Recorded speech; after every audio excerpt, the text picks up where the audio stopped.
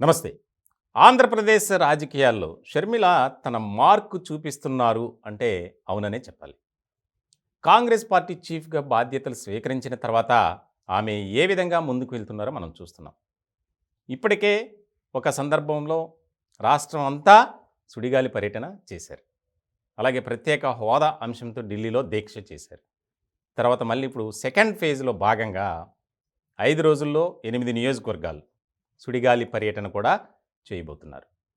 ఇలాంటి సందర్భంలో ఒక కీలకమైనటువంటి పరిణామం చోటు చేసుకుంది.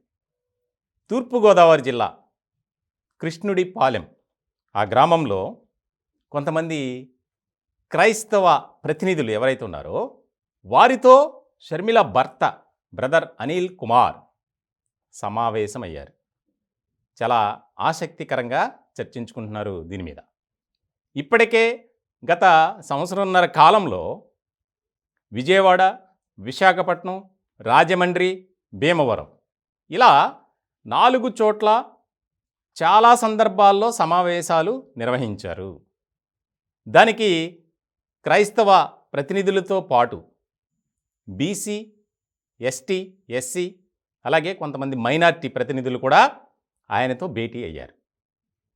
ముఖ్యంగా 2019 ఎన్నికలకు సంబంధించి దళిత సామాజిక వర్గం అలాగే బలహీన వర్గాలకు సంబంధించినటువంటి ఓట్లతోనే జగన్మోహన్ రెడ్డి గారు అధికారంలోకి వచ్చారు. మేము చాలా సందర్భాల్లో ఆయనకు సపోర్ట్ చేశాం. కానీ అధికారంలోకి రాగానే మమ్మల్ని పూర్తి స్థాయిలో విస్మరించారు. కనీసం మా బాధలు చెప్పుకునేందుకు కలిసే ప్రయత్నం చేసినప్పటికీ అవకాశమే లేదు. ఇలాంటి సందర్భంలో ఆంధ్రప్రదేశ్ రాజకీయాలు వేడెక్కుతున్నాయి. ఇట్లాంటి క్రమంలో బ్రదర్ అనిల్ కుమార్ తూర్పుగోదావరి జిల్లాలో క్రైస్తవ సంఘాల ప్రతినిధులతో భేటీ అనేది కీలకంగా మారింది. ఏం జరగబోతుంది రానున్న కాలంలో అనే దాని మీద కూడా ఒక ఇంట్రెస్టింగ్ టాపిక్గా మారిపోయింది. ఆయన కొన్ని కీలకమైనటువంటి వ్యాఖ్యలు చేశారు ఈ సమావేశంలో. ప్రధానంగా బలవంతుడిని ఓడించేందుకు దేవుడు ఎప్పుడూ బలహీనుడను ఎంచుకుంటాడని ఈ వ్యాఖ్య ఏదైతే ఉందో అది పొలిటికల్ సర్కిల్లో వైరల్గా మారిపోయింది. అంటే ఎందుకు ఇలా మాట్లాడాల్సి వచ్చింది? బలవంతుడిని ఓడించేందుకు దేవుడు ఎప్పుడూ బలహీనుడను ఎంచుకుంటాడు అని. ఇందులో బలవంతుడెవరు, బలహీనుడెవరు అంటే ఈ వ్యాఖ్యలు సీఎం జగన్మోహన్ రెడ్డి గారిని ఉద్దేశించి చేసినవే అనేదైతే రాజకీయ వర్గాల్లో చర్చ జరుగుతుంది. ఎందుకనంటే ఇప్పటికే జగన్ బ్రదర్ అనిల్ను విభేదించారు. కనీసం కలవడానికి కూడా అవకాశం ఇవ్వడం లేదనేది జోరుగా ప్రచారం జరిగింది గతంలో.